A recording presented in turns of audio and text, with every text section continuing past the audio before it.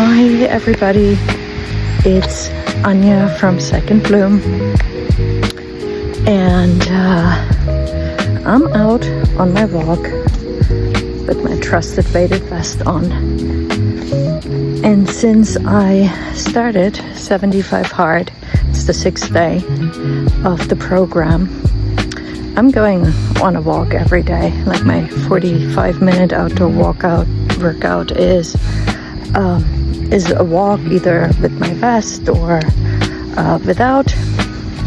And so I thought, instead of consuming content in the form of podcasts or audiobooks or music, I might as well just create something, use the time, and do a little walk and talk, and share with you what's on my mind. So for those two of you who have seen my long form video a few weeks ago, you may know that I'm on a bit of a self-improvement journey. I basically gave myself a year, 12 months, to improve certain areas of my life. And a big part of that is fitness, wellness and fitness. I used to be an athlete. I used to be very fit.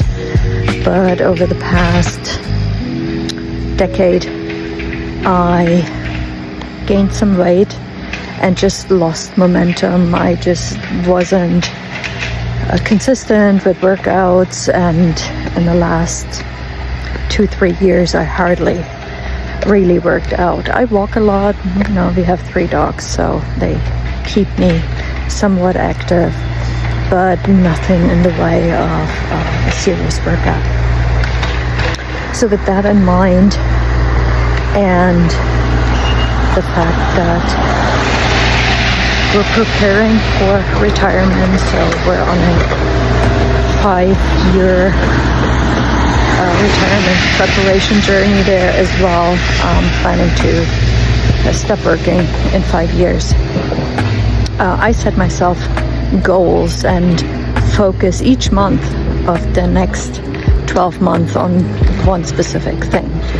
The first month, I said I will start wearing a weighted vest on my walks, and I did, and it was tricky at first. I opted for the 20-pound vest, and the first walks were a little difficult, so I reached for the stars there a little bit, but I'm happy to report that it got a lot easier. And in the beginning, I thought I might go ahead and buy like a 12-pound vest or so, especially for the longer walks. It's a very hilly area where I live, and 20 extra pounds is really was really a challenge. But I have to say, after a couple of weeks, I got used to it, and I will actually stick with the 20 pounds, and I will keep on doing that. Now, I will not do a 45-minute walk with the weighted vest every single day, but I will certainly keep it in the rotation, and whenever I take the dogs for a shorter walk, I just pop on the vest. So this was month number 1 successfully done. Month number 2, I had a goal of doing the 5 Tibetan rites every day. Less successful, I have to say, and that is simply because I didn't really set myself up for success there. So I already have a morning routine that works pretty well for me, and I was trying to squeeze in that practice, and although it's only 10 minutes, it kind of doesn't really work with the way things are organized in our household, right? So morning time is I have to take care of the dogs. They need to be fed. They need to be let out often. I walk them early in the morning. And there's just a lot of, things going on in our house. My husband gets ready for work. I get ready for work. And also, since I work in an international team, I usually start my workday fairly early. I get on early meetings to catch up with the guys in Europe and things. So having that calm moment where I'm doing that practice, it just doesn't fit in there. So what I decided instead, I said, let me do the 75 hard challenge that I read so much about and that I dreaded starting for a very specific reason that I will share in a minute, and just incorporate some yoga, stretching, balancing practice into this routine. So my September focus is still on getting this meditative, calming, peaceful, mindful practice but I'm doing it in a different way. How does that work with 75 hard? Well, it's pretty simple. So for 75 hard, I'm sure all of you know what that challenge is. My two workouts are one walking workout, and the other workout is either a strength workout or a yoga workout that I finish out with a walk or a run if I don't hit the 45 minutes with the yoga practice. And what that does, it gives me at least 3 yoga workouts per week to work on my balance, to work on my flexibility, get a little bit of that back. And actually what I started to do is at the end of the shorter yoga sessions, I do a round of the 5 Tibetan rites. I'm at 15 repetitions at the moment. So I'm sprinkling that in, but in a way that just works better for me. And that has been really, really good.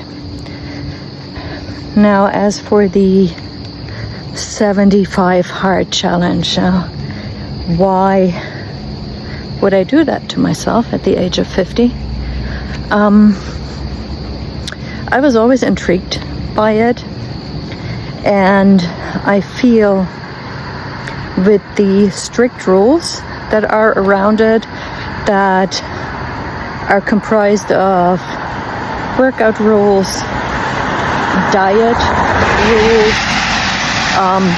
a little bit of doing something for your brain with the reading, hydration goals, is something that really aligns with my objectives that I have set for myself.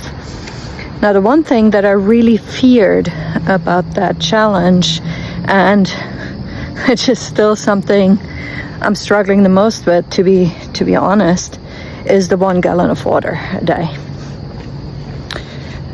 I'm okay with doing 2 workouts, right? I can get this in. I can work this into my day, no problem.